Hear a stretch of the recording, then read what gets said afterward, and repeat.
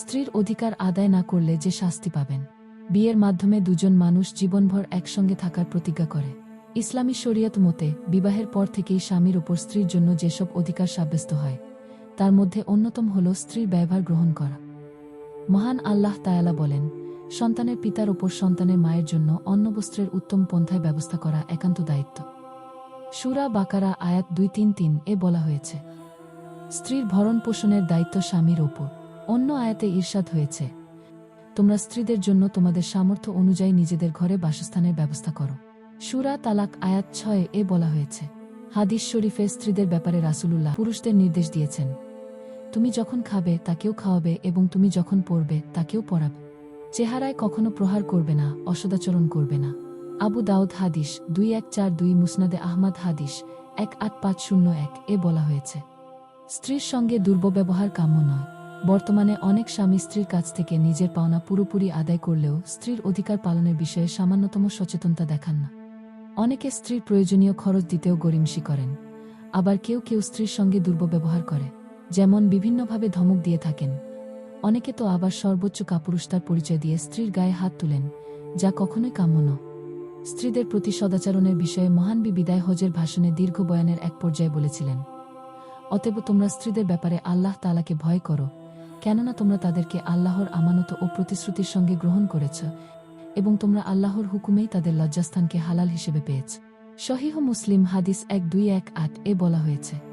আরেক হাদিসে হযরত সুরাকা ইবনে মালিক সূত্রে বর্ণিত একদা রাসূলুল্লাহ খুতবা প্রদানকালে ইরশাদ করেন, তোমাদের মধ্যে সর্বোত্তম ব্যক্তি হল যে অন্যের উপর অত্যাচার করা ছাড়া নিজ পরিবার ও আত্মীয় স্বজন থেকে সব অনিষ্ট দূর করে। আবু দাউদ 5120 বলা হয়েছে, স্ত্রীর অধিকার অনাদায়ে আল্লাহর কাছে জবাবদিহিতা। কোনো স্বামী তার স্ত্রীর অধিকার আদায়ে সচেতন না হলে তাকে আল্লাহর কাছে অবশ্যই জবাবদিহিতা করতে হবে।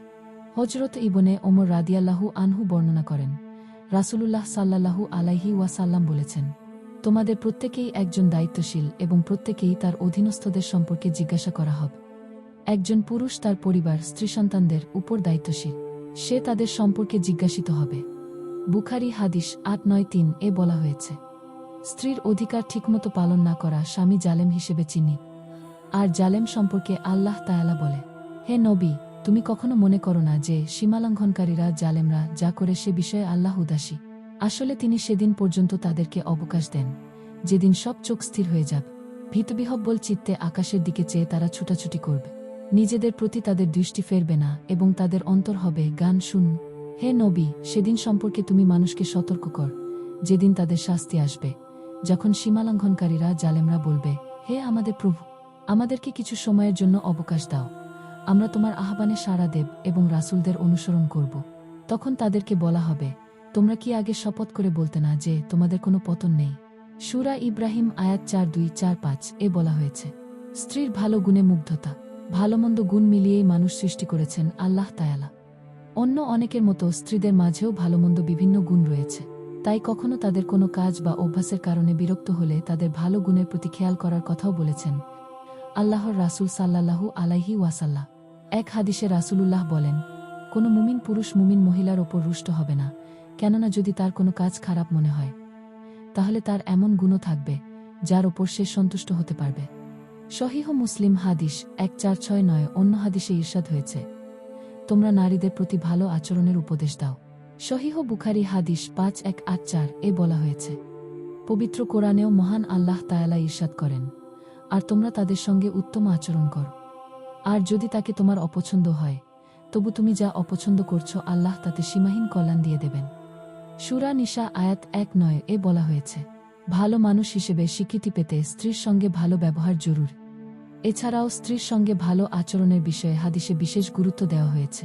প্রত্যেকেই অন্যের কাছে ভালো হতে চায় এবং সবসময় ভালো হওয়ার চেষ্টা করে, কিন্তু আল্লাহর রাসূল সাল্লাল্লাহু আলাইহি ওয়াসাল্লাম ভালো মানুষ হওয়ার মানদণ্ড বলে দিয়েছে। হাদিসে বর্ণিত হয়েছে, তোমাদের মধ্যে সর্বাধিক ভালো মানুষ তারাই যারা তাদের স্ত্রীদের সঙ্গে ভালো ব্যবহার করে। সুনানে তিরমিজি হাদিস 1162 বলা হয়েছে। অন্য হাদিসে হযরত আয়েশা সূত্রে বর্ণিত, তিনি বলেন, রাসূলুল্লাহ ইরশাদ করেছেন, তোমাদের মধ্যে সর্বোত্তম ওই ব্যক্তি যে নিজের পরিবারের কাছে ভালো। তিরমিজি 3895 বলা হয়েছে। হযরত আব্দুল্লাহ ইবনে আমর সূত্রে বর্ণিত, তিনি বলেন, রাসূলুল্লাহ ইরশাদ করেছেন, তোমাদের মধ্যে সর্বোত্তম ব্যক্তি হল যে নিজের স্ত্রীর কাছে ভালো। ইবনে মাজাহ হাদিস। মহান আল্লাহ তাআলা আমাদেরকে স্ত্রীর প্রতি যত্নবান হবার তৌফিক দান করুন, আমিন।